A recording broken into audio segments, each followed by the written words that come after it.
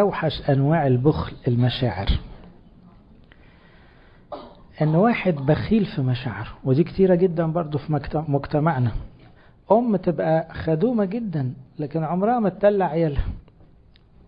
طب ما العيال عاوزين دلع وعاوزين حب وعاوزين حضن وعاوزين طبطبة وعاوزين كلمة حلوة.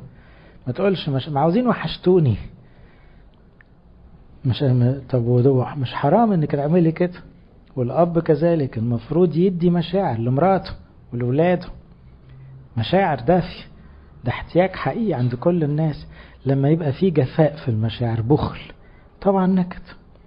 حتى لو ما فيش زعيق وخصام بالمعنى الحرفي، بس ما فيش روح، فيش نفس، ما فيش جو لذيذ، ما فيش سلام، كله على الزيرو يعني. ما فيش بقى بوزيتيفز، يعني ما فيش ايجابيات. الدنيا ماشية ماشية بس بالزق، لكن ما لهاش طعم.